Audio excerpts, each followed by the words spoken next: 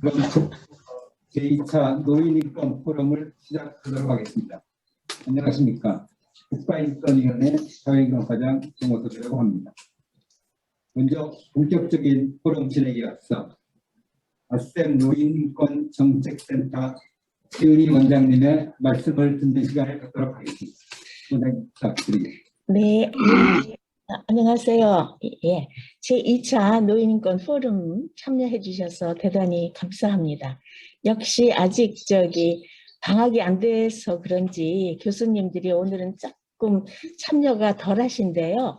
이건 녹음도 하고 찍기도 하고 해서 나중에 다 공유를 할 때 같이 여러분들이 보실 수 있을 거라고 생각이 듭니다. 제일 먼저 굉장히 힘든 그 제목으로 인권과 사회복지의 성찰적 관계 모색이라고 하는 주제를 가지고 우리 김기덕 교수님께서 사회복지 철학을 전공을 발표를 해주실 것이고, 우리 인권사회학을 하시는 조혜주 교수님께서 노인 인권에 관해서 발표를 해주실 거고, 그다음에 사회복지학을 전공하신 최혜주 교수님 이제 토론을 해주실 거고, 우선 이렇게 참여를 해주셔서 대단히 감사하다 하는 인사를 먼저 드리겠습니다. 근데 이제 저는 개인적으로 노인인권 포럼을 이렇게 하는 이유는 우리의 이런 토론이나 이걸 통해서 구체적으로 한국 노인의 삶의 현실이 어떻게 조금이라도 나아질 수 있는가 하는 관점에서 토론을 참여도 하고 보기도 하고 그랬습니다. 근데 제가 생각하기에는 이게 조금이라도 나아지려면 물론 정책도 바뀌고 담론도 이제 우리가 새롭게 구성해야 되고, 그러나 무엇보다 중요한 거는 이거를 바꿔낼 주체인 이 노인의 어떤 그 주체성, 그리고 노인의 역동성을 어떻게 이끌어낼 것이냐, 그리고 주체인 노인의 어떤 역동성을 이끌어내는데 어느 정책이, 그리고 어느 담론이 훨씬 더 유용할 것이냐, 그런 관점을 가지고 보고 있어서 조금 철학적 관점이나 이런 거는 저는 좀 부족해서 오늘 이제 그거를 배우려고 합니다. 그래서 한 번은 꼭 이 인권과 복지의 관계에 대해서는 검토를 해야 되는 중요한 과제인데, 오늘 그거를 같이 하게 될 수 있어서 정말 다행으로 생각합니다. 우선 잘 부탁을 드리겠습니다. 고맙습니다. 네, 원장님 좋은 말씀 감사합니다. 지금부터는 본격적으로 포럼을 진행할 예정인데요. 지금부터는 아셈 노인 인권정책센터 이혜경 이사님께서 진행을 해 주시도록 하겠습니다. 이사님 부탁드리겠습니다.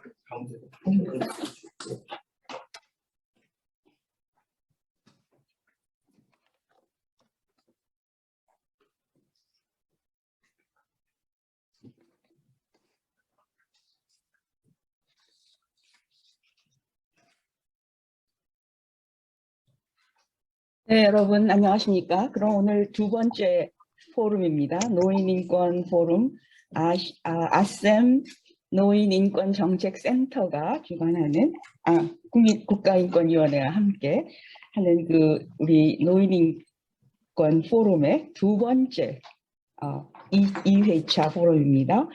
오늘 주제가 원장님 말씀하신 것처럼 인권과 복지의 관계에 관한 주제를 다루게 되었는데요. 한국의 노인 복지 활동을 하는 분들이, 전문가들이 굉장히 많고요. 또 인권운동 하시는 분들도 그 켜가 두꺼워지고 있는데, 사실 노인 문제가 심각해지면서 아셈 노인인권정책센터 만들어진 것을 환영하면서 거의 그 직관적인 질문이 생기게 됩니다. 뭐냐 하면, 노인 인권 정책, 노인 복지 정책하고는 어떻게 다른 거지? 하는 아주 단순하게 직관적인 질문이 생기게 되는 거예요. 그러니까 그 관계에 관해서 뭔가 정리가 필요하겠다라는 생각, 그리고 사실 이 노인인권정책센터에 관여하는 많은 분들이 오랫동안 노인복지 전문가로 자처하고 불려왔던 사람들이었기 때문에 뭐 상당 부분이 오버랩이 되고 같은 가치를 공유하고 있기는 하지만 정리를 해보자라는 그 얘기를 하게 되었고요. 사실 대한민국에서 이 인권 연구라고 하면 사실 대한민국의 민주화가 성공한 것이 그야말로 세계적으로 칭송을 받고 있기는 하지만 이 인권 운동이라든가 인권 연구에 관해서는 결코 그 층이 두껍다고 할 수가 없습니다. 또 마찬가지로 사회복지 분야에서도 실천의 역사는 아주 길고 또 아주 빠른 속도로 성장해 왔지만 사회복지의 기본적인 철학이라든가 이념이라든가 이런 문제를 깊이 있게 천착한 그 연구의 축적은 아주 얕다고 얘기해야 할 것입니다. 그러니까 사회복지학이 실천 학문으로서든지 뭐 제도로서든지 연구 분야로서든지 그러니까 다른 그 오래된 학문들에 비해서 취약하다라고 하는 것을 인정을 하면서 이 주제 노인 복지와 노인 인권 어떻게 구별할 것인가? 뭐가 같은 거고 뭐가 다른 거고 이런 문제를 포럼에서 연구하기에는 포럼에서 다루기에는 사실 연구자의 층이 결코 두껍다고 할 수가 없는 상황이었는데요. 오늘 우리 사회복지 학계에서는 사회복지 철학을 연구하는 거의 독보적인 존재라고 할 수 있는 김기덕 선생님께서 이 어려운 주제를 맡아주셨어요. 그래서 오늘 페이퍼는 사실 이 분야에 관해서는 한국사에서 처음 나오는 페이퍼이기도 하고요. 한국사회에서뿐만 아니라 아마 제가 과문하긴 하지만 다른 연구 저널에서도 제가 본 적이 없는 주제가 바로 오늘의 이 주제입니다. 이것을 아주 용감하게 용기 있게 그리고 열심히 그리고 제가 읽으니까 아주 좋은 이 페이퍼를 써주신 김기덕 선생님께 감사하고요. 사실 김기덕 선생님은 사회복지를 전공하셨지만 그래서 제가 이 글을 보니까 실존주의 철학자 맞습니까? 아니신가요? 사회복지는 물론이시고 그리고 또한 그 포스트 모더니즘에 관한 이해가 굉장히 높으신 것 같았어요. 그런 그 연구 내공을 바탕으로 좋은 글을 써주셔서 감사드리고요. 그리고 아까 말씀드린 것처럼 한국의 인권 연구가 아까 말씀드린 것처럼 민주주의를 달성한 대한민국이 엄청난 세계적으로 칭송을 받고 있긴 하지만 이 인권과 관련된 연구는 그렇게 쌓인 누적된 바가 없는 것이 아닌가. 대한민국에서 인권 연구를 거의 그 흐름을 만들었다고 할 수 있는 우리 조효재 교수님께서 이 자리에 함께 하셔서 그러니까 복지와 인권의 그 담론 수준에서의 철학적인 논의에 그 말씀을 더해 주시기로 하셨습니다. 매우 아주 대단히 감사하다고 생각하고요. 그리고 사회복지 학계에서는 또 그 인권 담론에 관해서 아주 드물게 감수성이 높고 그 날카로운 그 토론을 해주실 서울여자대학교의 최혜지 교수님을 세 분을 모셨습니다. 한 40분 정도 발제해 주시고요. 발제에 이어서 우리 최혜지 선생님께서 그 토론문을 쓰셨기 때문에 토론을 일단 해 주시고 그리고 나서 조효재 선생님께서 인권사회학자, 한국의 인권사회학자로서 그 첨언을 해주시면 노인 인권에 관해서 말씀해 주시면 네, 그런 순서로 진행하도록 하겠습니다. 그러면 김기덕 선생님께 네. 마이크로 옮기겠습니다. 네, 너무 과분하게 소개를 해주셔서 아닌데. 큰 격려가 됩니다. 사실 지금 뭐 상당히 말씀을 드리겠지만 제 스스로도 이제 인권을 깊이 공부한 건 아니고요. 이혜경 선생님께서 말씀해 주신 것처럼 사회복지 학자고요. 사회복지의 철학 같은 문제를 고민을 하고 있습니다. 일단 좀 귀한 자리에 또 초대해 주셔서 감사드리고, 사실 제 참 개인적인 의견인데 이걸 좀 공적인 장소에서 또 발표할 수 있게 허락해 주셔서 모든 분들께 감사를 드리겠습니다. 혹시 그 PPT 자료를 띄워주실 수 있을까요?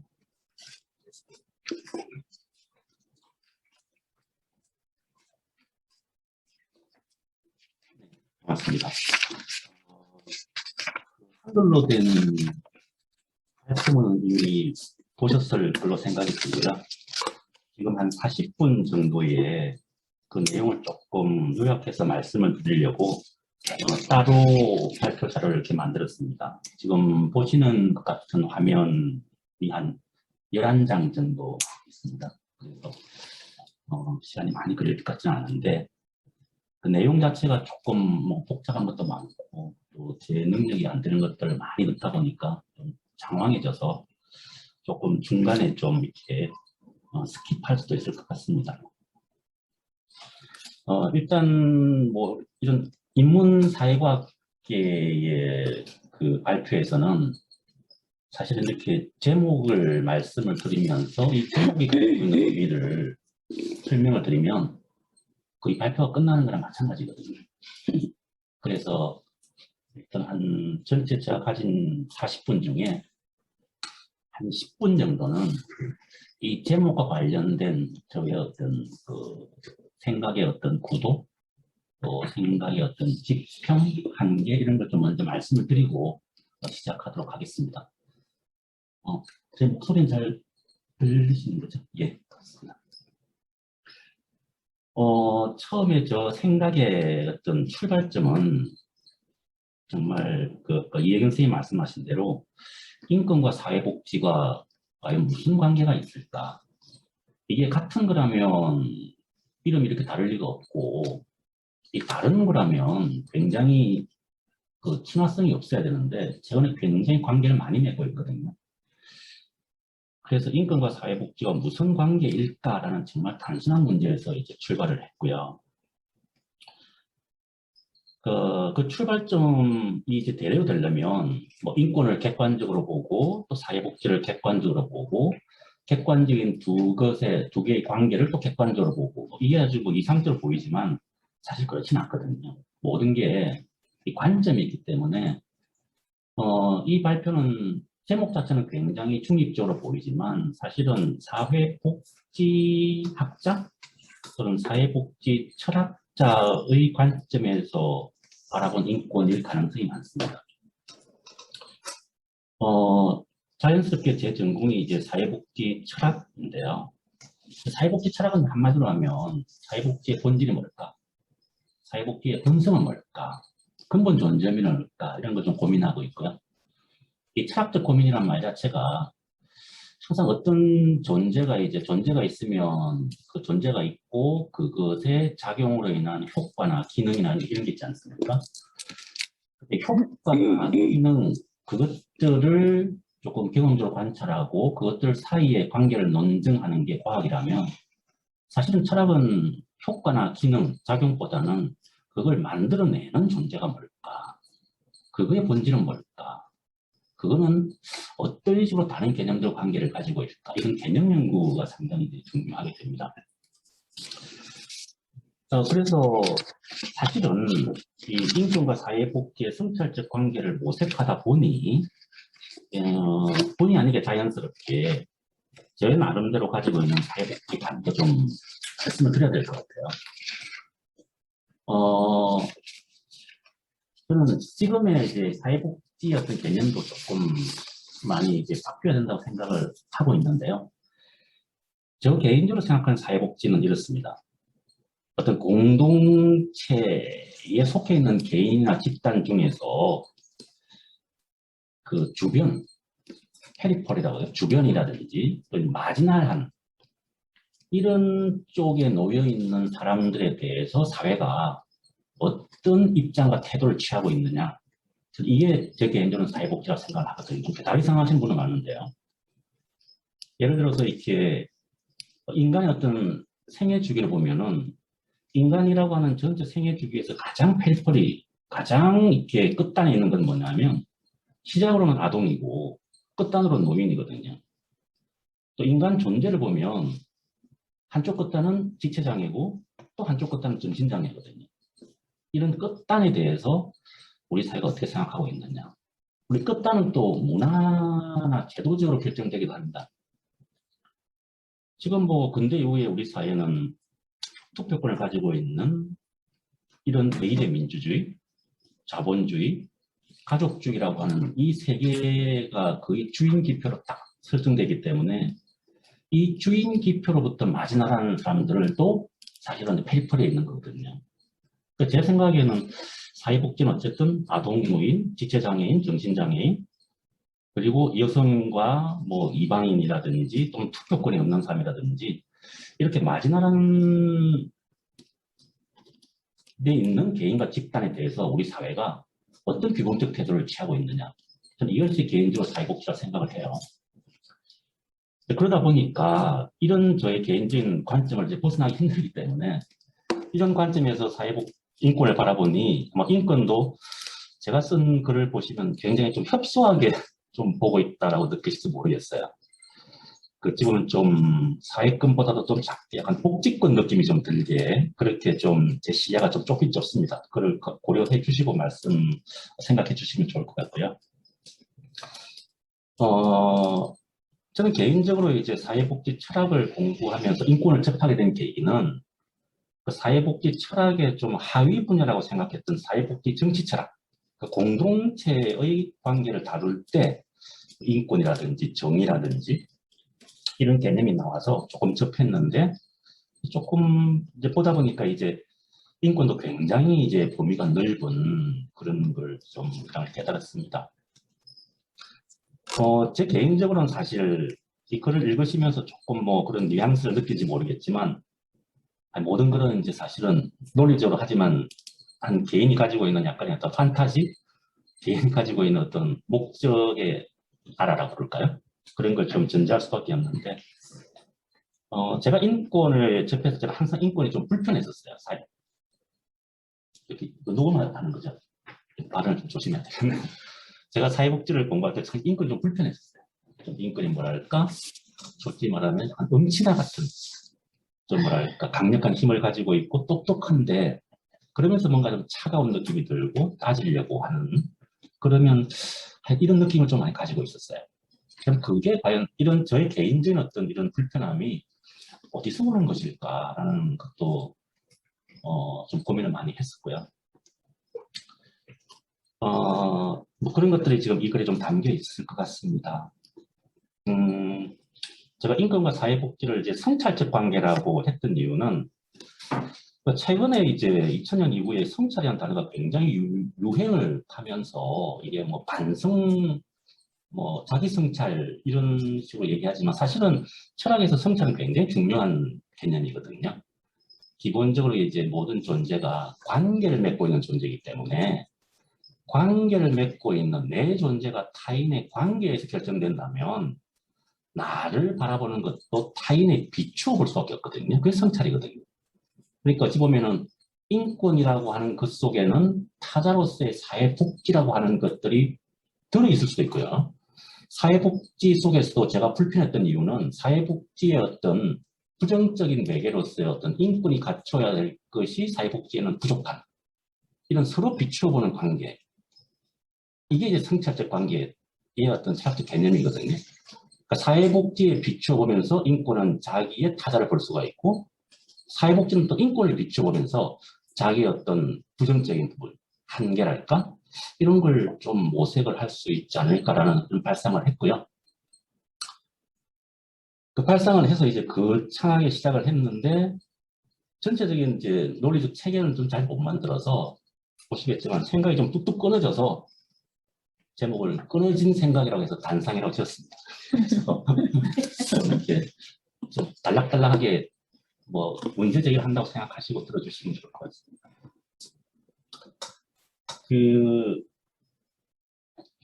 오스트리아의 그 이제 사회복지 실천 학자신데요. 퀸즐랜드 대학교에 계신 분인데 아시겠지만 호주는 다문화 사회라서 사회복지 실천 이꼴 거의 다문화 실천이라고 할 정도로 사회복지 윤리 강령을 보면 거의 다문화 내용이 다 들어있어요. 그래서 그런지 힐리 이 교수님이 그 사회복지 실천의 어떤 사회적 맥락이라고 하는 걸 이제 분석을 하시면서 참 흥미로운 얘기를 하셨어요. 지금 사회복지를 장악하고 있는 지배 담론은 생의학, 신고전 경제학, 법적 담론 이 세 가지다. 너무 분명한 것 같아요. 지금 이게 왜 지배 담론이라고 하면 이 세 가지 담론을 거슬러서 사회복지를 구상하기 힘들거든요. 아무리 좋은 사회복지를 하려고 해도 예를 들어서 이거 클라이언트 건강이 안 좋습니다. 라든지 이거 비용 편익으로 이거는 가성비가 안 나옵니다. 라든지 이건 불법입니다. 이렇게 얘기하면 사회복지를 할 수가 없어요.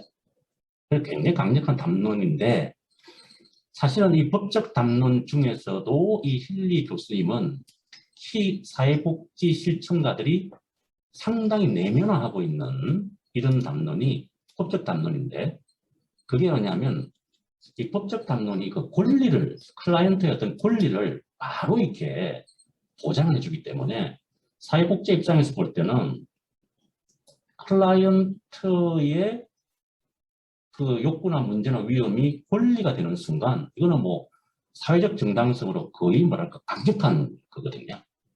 뭐 그게 굉장히 매력적이지 않을까 생각이 들어서 지금 최근에 제가 뭐 읽었던 인권과 사회복지에 관련된 글을 보면 이 사회복지 내에서는 이미 인권을 지배 담론을 보는 게 아니라 뭐 억압이나 탄압 같은 지배를 보는 게 아니라 사회복지 내에서 인권을 이제 상당히 내면화해서 이걸 이념화해서 오히려 받아들이고 이걸 지향해야 되는지 않을까 하는 동기부여가 되어 있는 상태까지 간 것 같아요. 그래서 지금 많은 책들이 인권 중심이다, 인권 지향이다, 인권 전문직이다. 심지어는 이제 어떤 분은 이제 사회복지를 인권 전문직으로 규정을 하고 인권의 구현 수단으로 봐야 되지 않을까라는 이런 주장도 하시는데 이걸 보면 일면 이해는 됩니다. 안 넘어가네요. 어떡하나. 혹시 넘겨주실 수 있나요?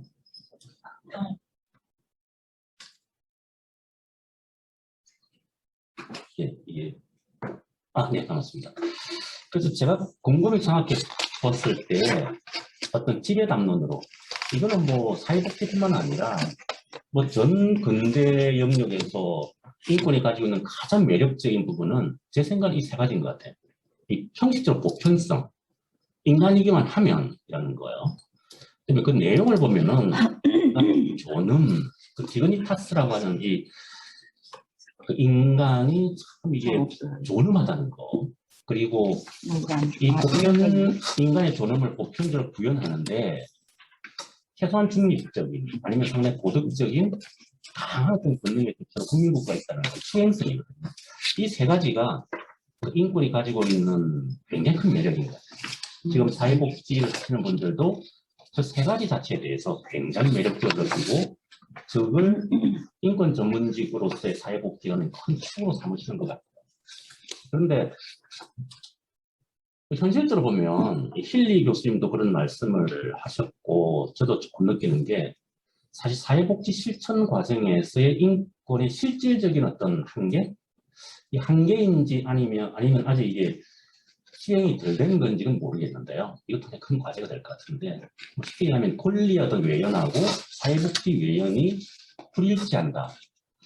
뭐 제가 서베이를 한 건 아니지만 제가 좀 가까운 어떤 사회복지 실천 분들에게 특히 아까 말씀드렸던 끝단에 있는 분들 아동 그다음에 이제 노인 특히 지체장애, 정신장애 이런 전문가들한테 저게 어떻게 되느냐 저 보편성과 인간 존엄성과 그 중립적이고 도덕적인 국가가 수행하고 있다는 이게 피부로 느껴지냐 그랬더니 부정적인 대답이 있었거든요. 그렇지 않은 것 같다. 그 권리에 외연하고 지금 현실적으로 권리에 외연하고 사회복지 외연하고 불일치하는 것 같다. 힐리 교수님은 책에 그렇게 썼더라고요.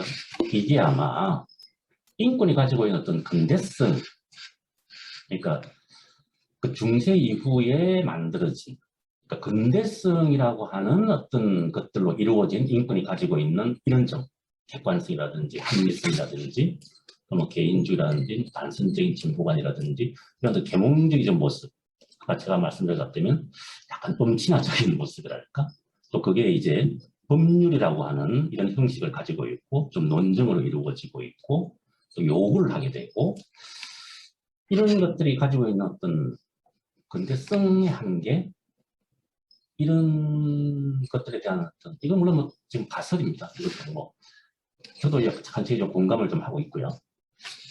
그래서 인권의 핵심 규정들에 대해서 조금 살펴봐야 되겠다. 그러니까 비판적으로 검토해 봐야 되겠다. 다만 이제 좀 사회복지 철학적 관점에서 보게 되니까 아마 조금 좁게 볼 가능성이 있을 것 같습니다. 그래서 제가 앞으로 드릴 말씀은 이 보편성과 존엄성과 국민국가 요 내용을 한번 철학적인 개념 논쟁으로 한번 따져봐야 되겠다 하는 게 진행 순서입니다. 먼저 보편성 보시고, 그다음에 내용성 보시고, 국민국가에 대한 얘기 보시고, 그 사이에 인간 존엄성과 관련된 분석한 사회복지적 해석으로 제 나름대로 어떤 해석을 하나 해보고 이런 식으로 진행될 것 같습니다. 이 보편성의 문제를 그냥 인권은 보편적이지 인간이기만 하면 양도할 수도 없고 뺏어갈 수 없고 이건 당연하게 요구되는 거지 라고 하는 이런 개념을 현실로 끌어내려 가지고 이렇게 연구가설로 만들기 싶었는데, 잘 아시는 것처럼 이제 한나 아렌트가 이런 이제 현실을 바라보면서 보편 인권이 개별 시민권, 국가의 국민을 가지고 있는 권한, 개별 시민권만 있는 것이지 보편 인권이라고 하는 건 진짜 이거는 추상적인 개념이 아니냐. 실질적으로 이렇게 국가 밖에 있는 어떤 마지나라는 사람들에 대해서 과연 인권이 적용되고 있냐. 그러면 이 사실 인권이 유명론이 되는 거거든요. 이름만 있는 거거든요. 그러니까 개별 인권들만 존재하지 아주 큰 인권, 보편 인권, 우리가 일반 표상이라고 하는 것은 실체가 없는, 이렇게 되면 사실은 인권 담론은 수행 모순이 생기는 거거든요. 수행 모순이라는 게 뭐냐면 구체적으로 해보니까 그 도구라든지 방법이라든지 그런 구체적인 한계 때문에 그 하려고 하는 목적이 이제 사라져버리는, 해보니까 안 된다는 이런 얘기가 되는 거거든요. 그러니까 수행 모순이 된다면 사실 아까 인권의 수행성에서 제일 중요하게 제가 생각했던 게 중립적인 국가였는데, 그 국가에다 가지고 있는 어떤 실체, 본질에 대한 의문이 좀 생기는 거거든요. 과연 중립적인가? 과연 도덕적인가? 과연 인권 친화적인가, 국가가. 그러니까 45년 이후에 인권이 굉장히 발전되었을 때는 이게 특수한 형태가 아니었을까. 일반론이 아니고. 그런 좀 고민이 좀 됐습니다. 그래서 실제로 이제 이 보편성과 관련해서 제가 많이는 보지는 못했는데, 이렇게 프랑스의 이제 소위 비판 철학자들, 비판 정치학자들이 이 문제에 대해서 이렇게 좀 고민을 했더라고요. 그러니까 국가 주권 밖에 있는 인간들이 과연 권리의 주체로가 될 수 있을까? 또 그 사람들은 어떻게 이 시민권 안으로 들어올 수 있을까? 제가 시민권이라는 표현을 쓴 이유는 뭐냐면 이분들이 정치학자들이라서 투표권을 가지고 있는 정치 공동체를 하나의 이제 권리의 어떤 토퍼스, 영역으로 보기 때문에 그런 용어를 썼습니다. 그 나름대로 이제 이렇게 아렌트라든지 랑시에르라든지 발리바르라든지, 물론 이분들은 이제 다 젊은 날에는 막스를 공부하고 지금은 이제 조금 이제 막스를 계승하기도 하고 어쨌든 비판적인 분들인데요. 이렇게 이제 몇 가지 근거를 대고 있지만 사실은 의미는 있어요. 예를 들어서 이렇게 정치 공동체를 구성할 권리는 이건 누구나 가지고 있는 거다. 왜냐면 뭐 아렌트는 인간의 본성을 정치적 동물로 보니까, 랑시에르 같은 경우에는 권리를 지금 있고 없고 나눈 근거 자체가 없기 때문에 이거는 근거 없는 싸움이다. 그러니까 누구나 권리를 주장할 수 있다. 이런 얘기도 하고. 또 발리바라 같은 경우에는 계속적인 어떤 투쟁 과정이 걸리기 때문에 이거는 계속 뭐 진전되는 과정으로 봐야 된다. 그러니까 이게 국가 밖, 국가 내 뭐 이런 개념 자체가 사실은 이거는 의미 없다고 생각하는데 어쨌든 저희 입장에서 볼 때는 그럼에도 불구하고 이게 왜 보편적인가에 대해서 조금 뭐랄까 충분한 개념적 설명이 안 되는 것 같은 이런 좀 아쉬움이 들었습니다. 그러니까 왜 보편적인지, 왜 그래서 보편적인지 라는 데는 설명이 없고, 그래서 보편성에서 그려지는 인간상, 그 보편성에서 그 인권이라고 하는 담론에서부터 그 보편성이 이제 그려지는, 그러니까 추상적인 선언이 아니라 그려지는 인간상과 사회상에 대해서 이 정치학자들이 좀 뚜렷하게 뭔가를 보여주지 않는 것 같아서 좀 아쉬웠습니다. 무슨 얘기냐면 지금 현재 그 보편성에 대한 문제 제기를 국민국가와 국민국가 밖으로 하고 이거에 대해서 국민국가라는 경계선 어쨌든 허물거나 안쪽으로 들어오려고 애를 쓰는 정치학자들이 사실은 보편성에 대해서 정확하게 문제 제기를 한 건가 또 대답을 하고 있는 건가 이런 게 조금 저는 스스로 좀 혼동스러웠죠. 그럼 이제 그게 혼동스러운 이유는 뭘까 하면 결국 휴먼 라이트이기 때문에 그 라이트라고 하는 것도 중요하지만 저는 휴먼이라고 하는 게 굉장히 중요한 어떤 개념 요소인 것 같다는 생각이 들었어요. 그래서 이제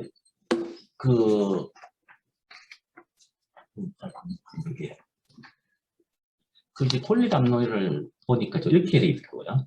갑은 을에 대하여 X라는 이유 때문에 Y라는 권리를 가진다라고 이제 소위 권리의 어떤 명제 형식인데, 그래서 제일 중요한 건 X라는 이유 때문에인 것 같아요. 그리고 이제 많은 분들이 이제 법학자이긴 하신데, X라는 이유를 권리 정당화의 근거라고 생각하고 토대, 그러니까 철학적으로 하면 아르케, 본질이죠. 왜 인권이 생기냐면 X라는 이유인데 X가 인간이 가지고 있는 디그니티, 그러니까 인간 존엄이라고, 그러니까 디그니티를 존엄이라고는 번역은 참 잘한 것 같아요. 정확하게 그 뜻을 살리고 있는. 그 디그니타스라는 용어 자체가 뭐냐면 어떤 존재가 가지고 있는 위엄이라든지 존재가 가지고 있는 어떤 뭐랄까 강력한 카리스마라든지 그 어떤 그 존재 위엄을 보여주는 거거든요. 제가 이제 그 권리할 때 권자도 찾아보니까 똑같은 어원을 가지더라고요. 권자로 보니까 되게 나무 위에 앉아서 눈을 크게 뜨고 있는 입구자가 눈인 것 같습니다. 눈을 크게 뜨고 있는 도도한 황새를 표시하는 거라고 그러더라고요. 그래서 그 인간이 가지고 있는 어떤 카리스마라든지 인간이 가지고 있던 다른 사람을 받는 리스펙트라든지 이런 이제 도드라짐인 것 같아요. 근데 이제 제가 이제 그걸 봤을 때, 물론 저도 이제 개인적으로 사회복지 철학을 하고 인간을 굉장히 중요시하게 생각하는데, 인간 존엄성이라고 하는, 이 존엄이라고 하는 말이 과연 계속적으로 이제 시대 초월적으로 계속 저게 원리가 있는 걸까라는 좀 그런 고민이 좀 되더라고요. 인간은 왜 존엄한가? 철학은 끝까지 그걸 따지는 학문이기 때문에 인간이 왜 존엄한가에 대해서 우리 나름대로는 그걸 설명해야 될 것 같아요. 인간이니까 존엄하다 이런 건 안 되잖아요. 그걸 조금 따져봐야 될 것 같은 생각이 들었는데 사실은 인간이 왜 존엄한지를 뭐 신이라든지 또는 자연이라든지 이런 이제 인간의 외적인 데서 인간 밖에서 끌어오지 않으면 상당히 좀 논리적으로 이제 검증에 빠진다는 생각이 들었고요. 또 이거는 뭐 70년대 이후에 역시 뭐 그 호주에 지금 계신 뭐 이렇게 그 분들이 많이 이제 제기를 하지만 인간만이 존엄하냐 이건 종차별 아니냐 인간만이 왜 존엄한가에 대해서 굉장히 이제 비판도 많았고요. 또 최근 들어서 이런 느끼시겠지만 뭐 기후라든지 환경이라든지 생태계 문제라든지 이런 문제들에 대해서 인간 존엄성이라고 하는 이 개념이 저 문제에 대해서 어떻게 좀 적절한 답을 할 수 있을지에 대해서 저는 상당히 좀 걱정이 돼서 인간 존엄성은 조금 뭐랄까 한번 검토해봐야 될 개념이라는 생각이 좀 들었어요. 아니나 다를까 최근에 이제 법 철학하시는 분들도 형이상하 없는 존엄이라는 개념을 구체화할 수 있을까?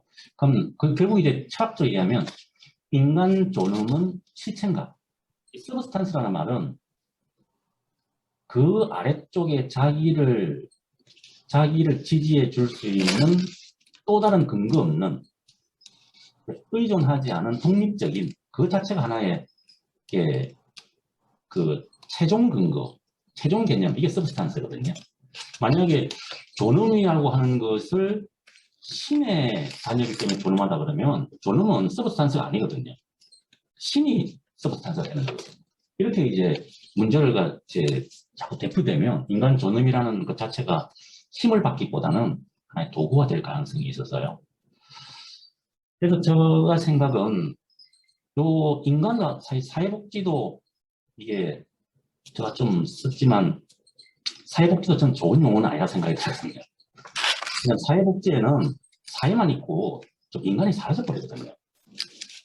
사회적으로 참 좋은 일을 하는 것처럼 보이지만 사실 사회가 개인이 없이 인간이라는 구성체가 없이 어떻게 사회가 되겠어요? 이거는 소위 말하는 이제 관계적 개념이거든요. 사회는 인간과의 끊임없는 이런 뭐랄까 긴장, 좀 변증법적인 이런 투쟁 속에서 이루어지는 개념이어서 사회복지라고 하는 단어를 사실 보면 안 지나가네요. 혹시 다음 분 조금 넘겨줄 수 있나요?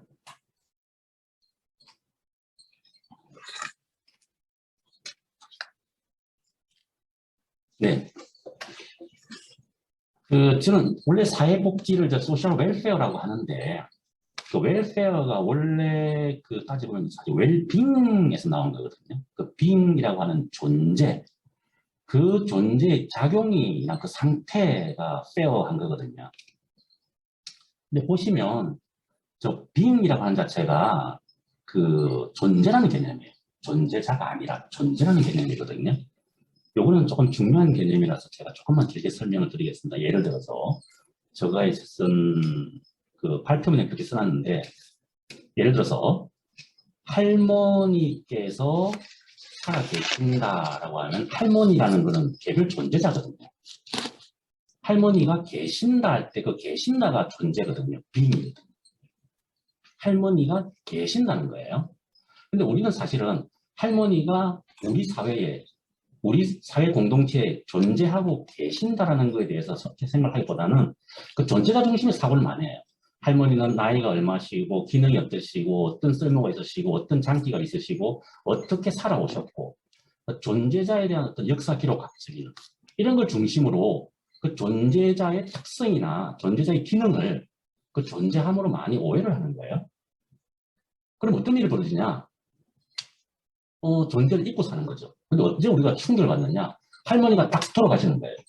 할머니가 딱 돌아가셨을 때 비존재가 되셨을 때 부재가 되셨을 때 그 부재라는 걸 이해하고 설명할 수가 없어요. 존재를 설명 못하니까 부재를 설명 못해요.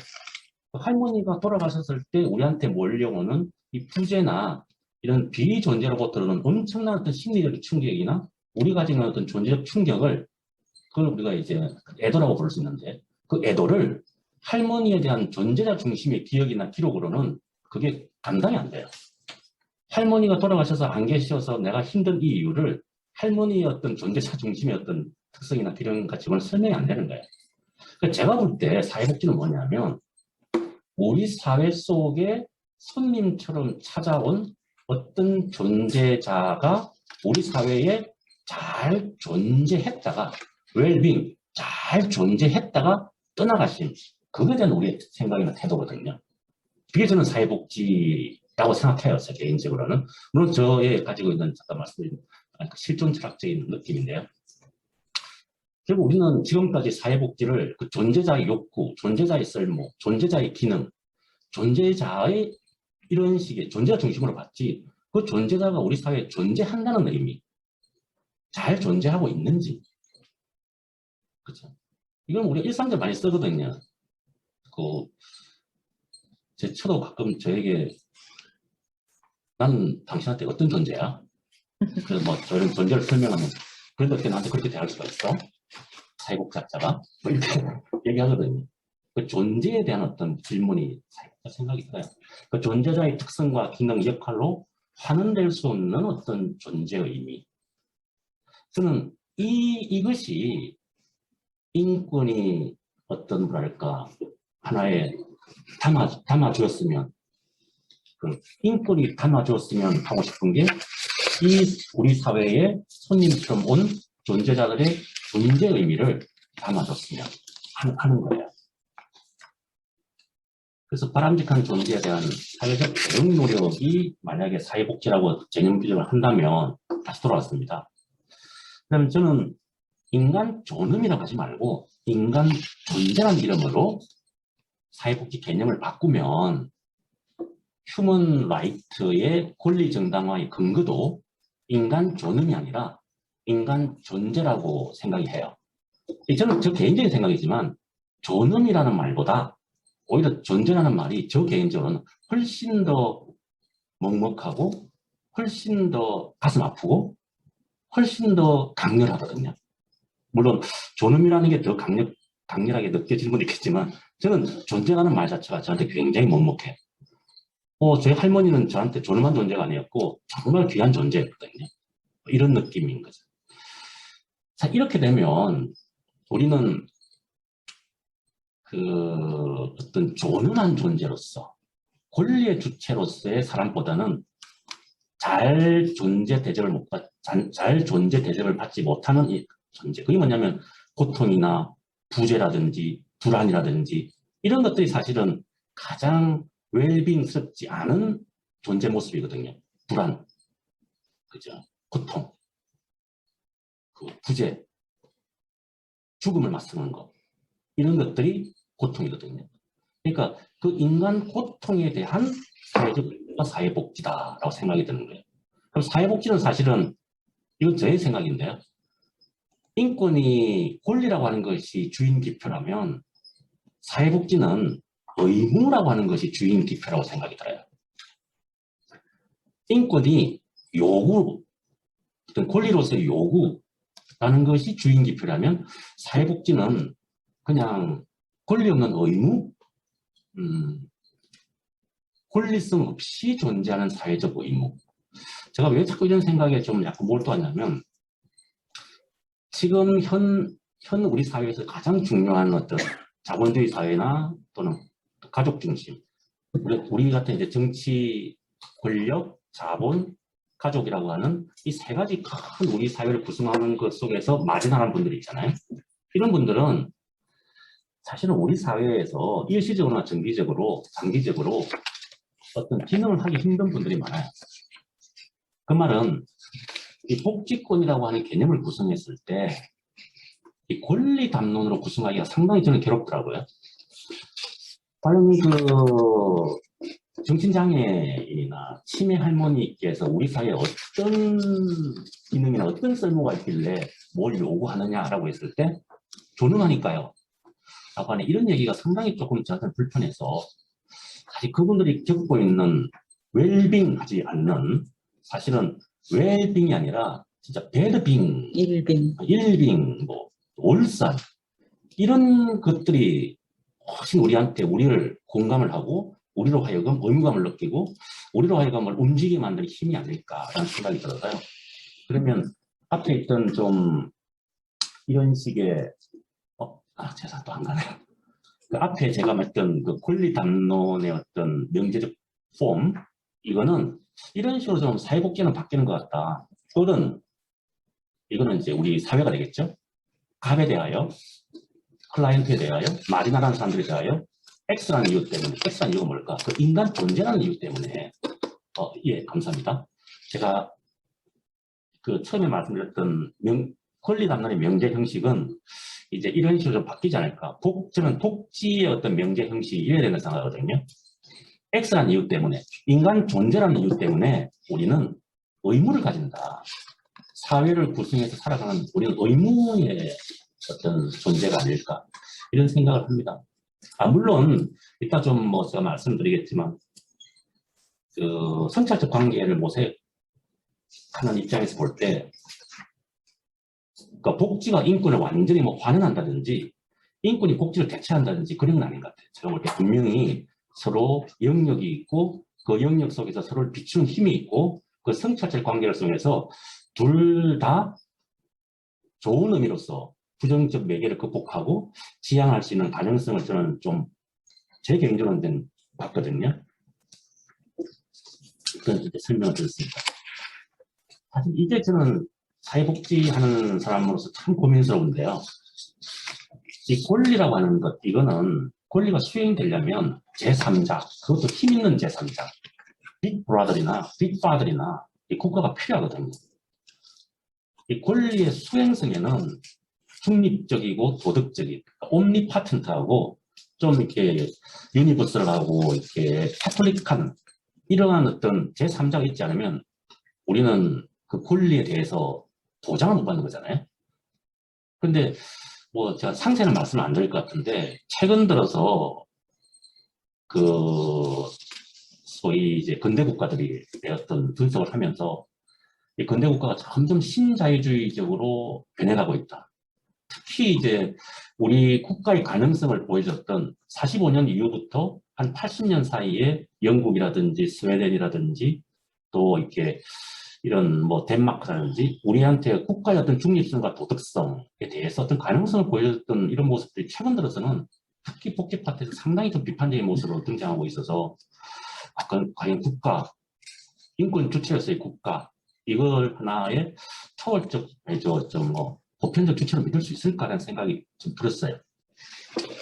그래서 제가 뭐 마땅한 대답은 없고 저 관련해서 제가 뭐 최근에 논문을 하나 썼는데 그 논문도 이제 조금 비판을 위한 비판이었고 대안 제시가 조금 부족해요. 그래서 좀 고민스러운데 어쨌든 뭐 가설적으로는 밑에 있는 소위 국가 없는 인권 담론 또는 국가를 넘어선 인권 담론을 모색할 수 있지 않을까. 왜? 이 국가와 사회는 덩치가 아니거든요.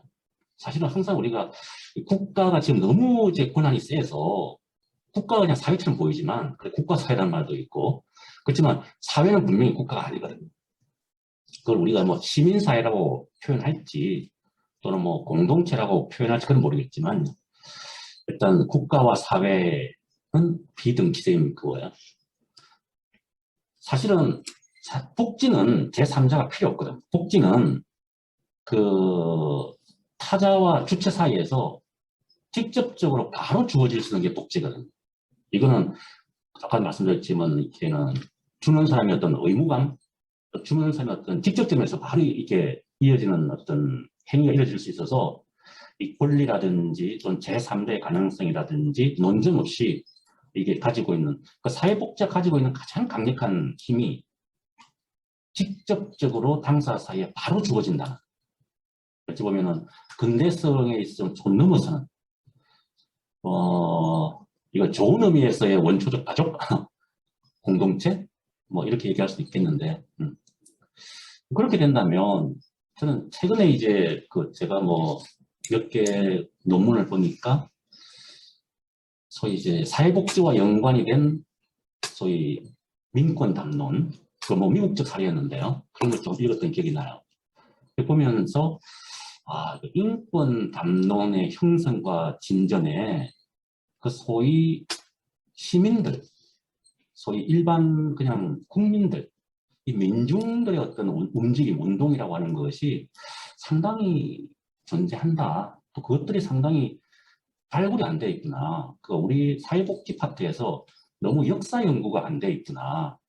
그러니까 미국의 초기 사회복지 발달에서 그 촘촘했던 어떤 이런 시민권 운동, 그 역사 운동 안 돼 있구나. 물론 우리나라는 말할 것도 없는 것 같고요. 조금 사람을 말씀드리면 저는 우리나라는 왜 제인 아담스가 없지? 분명히 있었을 텐데 그런 생각도 들고요. 저는 늘 어디 가면 말씀드리는 게 제 개인적으로 볼 때 사실은 국가와 관계없이 사회복지를 시민권 운동처럼 하시는 분들이 많이 계신데 그런 분들은 정말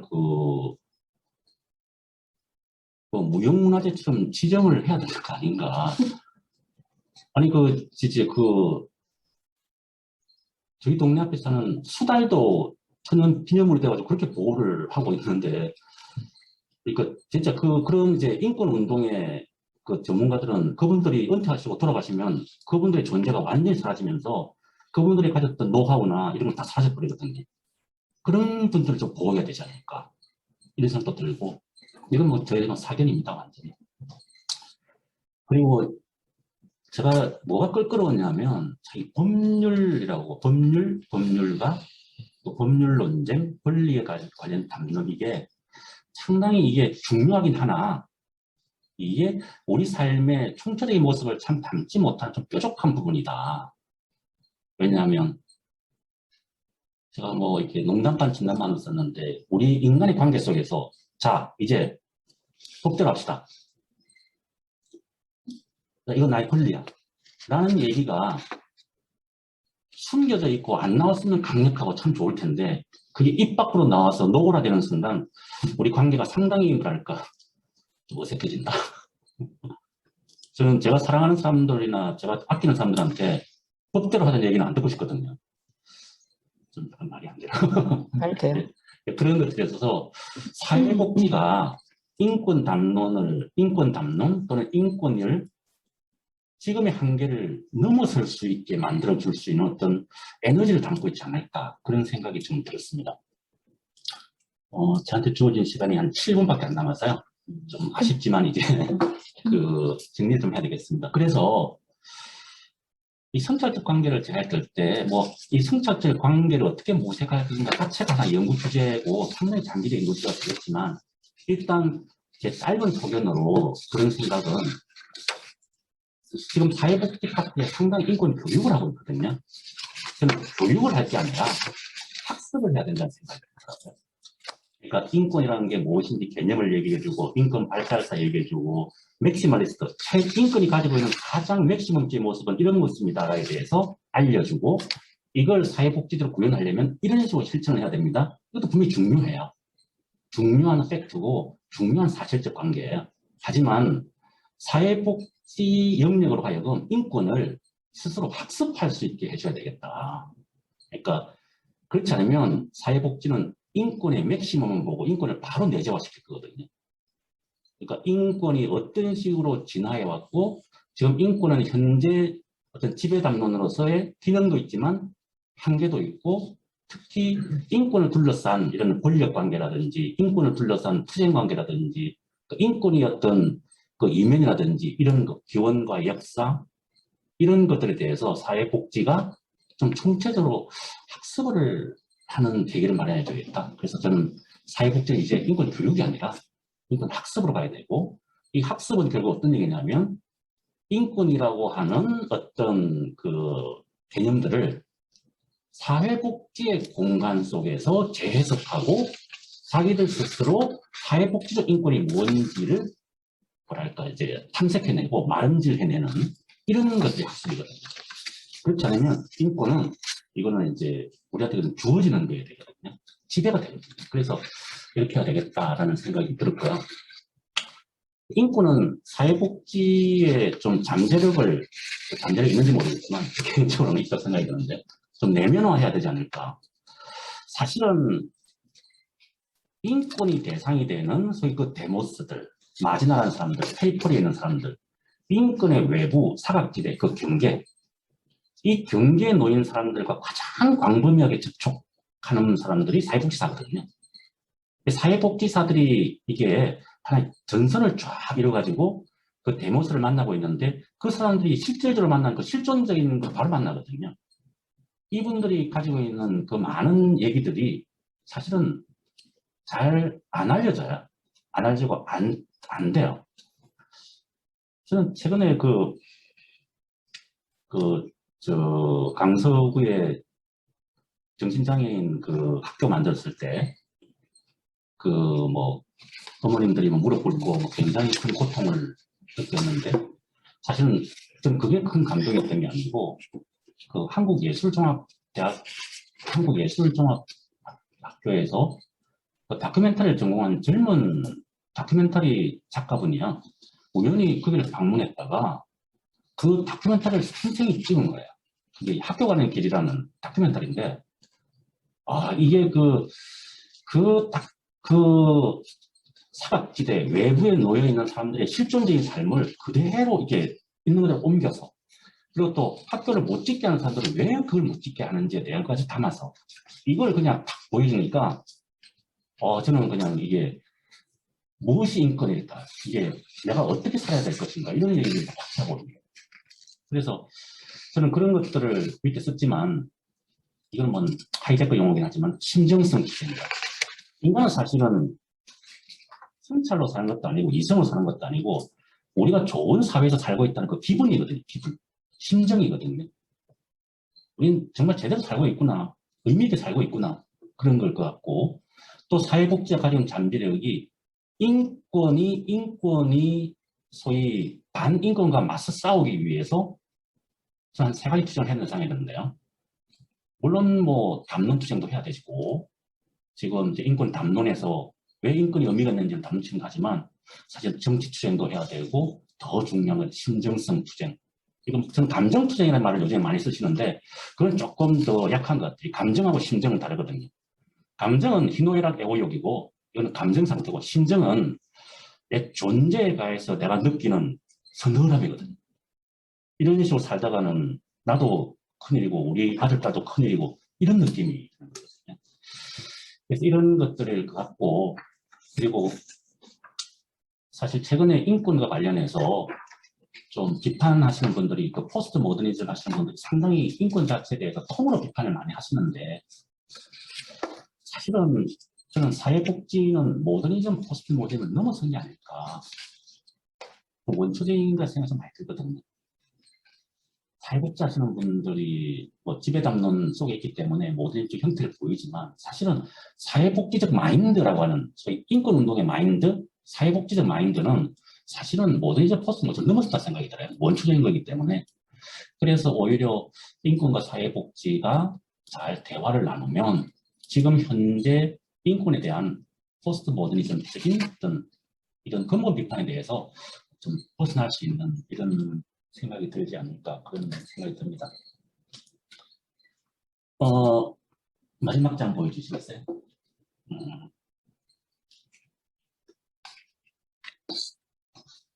네. 이건 그냥 할까 말까 고민하다가, 이게 이런 식의 이제 글을 쓰면 학자가 아닌 것 같고, 담론이 아닌 것 같고, 그래서 아렌트가 이런 얘기를 했는데요. 이거는 이제 한번 읽어보시면 좋을 것 같고, 그냥 제가 이런 얘기 좀 그냥 저희 개인적인 이유인데요. 제가 예전에 이제 코어라는 이제 어떤 외국 영화를 봤는데, 그게 뭐냐면 이제 우리 지구가 흔들려서 지구의 가장 중심, 그 코어로 이제 그 뚫고 들어가는 얘기예요. 그 뚫고 들어가서 그 가장 우리 삶의 중심 부분에서 일어난 문제를 해결하려고, 중심 부분을 자꾸 흔들리는 거예요. 해결하려고 이제 들어가는데, 그래서 지구상에서 가장 강한 소위 드릴을 가지고 뚫어요. 그 드릴, 우리 사회에서 가장 힘든 이런 억압, 이런 고통을 뚫고 나간 드릴이랄까요? 뾰족한 드릴. 이게 인권 같아요. 이 드릴이 아주 강력하죠. 왜냐하면 이게 제대로만 작동이 되면 굉장히 날카롭게 뚫리거든요. 뚫리는데, 거기서 뭐라고 하냐면, 이 앞에 달려있는 드릴이 힘을 받으려면 그 드릴을 장착한 불도저라는 그 자동차, 큰 도저, 트럭터 같은 게, 이게 덩치가 커야 되는 거예요. 그리고 이 드릴을 장착한 트랙터가 크지 않으면 그 드릴이 힘을 못 받는 거예요. 그래서 저는 사회복지라고 하는 이런 감성, 이런 어떤 실존적인 문제, 우리의 삶을 총체적으로 고민하는 이런 많은 운동, 심정, 정치투쟁 운동이라고 하는 이 큰 어떤 트랙트가 덩치가 커야 앞에 달려있는 드릴도, 인권도 굉장히 힘을 받아서 날카롭게 뚫을 거다. 그런 조금 동화스러운 얘기가 좀 있습니다. 예, 그 시간이 이제 다 됐네요. 예, 좀 정리하지 않은 진짜 단상입니다. 그냥 이런저런 생각을 말씀을 드려서 귀한 시간을 좀 뺏는 것 같아 죄송하고, 또 많은 분들께서 제 개인적인 생각이기 때문에 꼭 가려서 들으시고 또 제가 또 좋은 생각을 할 수 있도록 또 많은 도움을 주시면 고맙겠습니다. 네, 고맙습니다. 너무 감사합니다. 선생님 지금 그러니까 선생님 논문에서 그 인권 담론에서 정말 거의 뭐 200년 이상 1776년 독립선언 이후에 계속되었던 그 존엄성, 이게 자명한 것이냐? 라고 하는 질문에 선생님 사실 지금 다른 대안을 제시한 거예요. 개인적. 네. 물론 개인적이죠. 모든 논문이 다 개인적. 그거는 정말 엄청난 시도인 것 같고, 그게 그 존엄성의 그야말로 자연성이라고 하는 것이 어떤 의미에서는 받아들이기 어려운 사실 굉장히 중요한 그 걸림돌이었는데, 그거를 지금 휴머니즘으로 휴먼 차원으로 지금 가져오신 거. 예, 그런. 예. 그럼 대단한 시도가 아닐까? 그러면서 읽으면서 뭐 조금 더 완벽했으면 좋겠다는 생각도 하지만 상당 부분 설득이 되기 때문에 축하해요, 선생님. 네, 그리고 지금 그 선생님이 얘기하시는 그 사회복지에 관한 견해는 본인 스스로, 내가 이렇게 말하는 거 아니지? 본인 스스로는 굉장히 그 좋은 의미의 복지다, 사회복지다라고 얘기를 하셨는데, 그 부분에 관해서는 저도 조금 동의하는 편이에요. 그러니까 힐리처럼 소셜 서비스, 사회적인 서비스에 초점이 맞춰져서 그것과 관련된 그 제도적인 변화라든가 뭐 다양성이라든가 이런 것들이 커버가 안 되는 거는 조금 보완되면 좋겠다 싶지만, 일단 사회복지에 관해서 이렇게 심층이 아주 심도 있는 그 철학적 고민을 한 글을 내가 처음 봤기 때문에 사실은 너무나 반갑게 읽었고요. 즐겁게 읽었습니다. 선생님이 얘기하시는 그 지금 마지막에 얘기하신 드릴 얘기는, 네, 맞습니다. 인권운동이나 사회복지 운동이든지 그 커다란 불도저가 있어야 드릴이 좋아요. 그리고 또 하나 제가 감동이랄까? 제가 아주 특별히 공감하는 거는 결국은 이게 공감의 문제다. 공감의 능력, 공감의 범위, 이것이 결국은 보다 나은 세상을 만드는 가장 중요한 요소다라고 하는 내 평소의 생각하고도 많이 닿아 있어서 아주 반갑게 읽었습니다.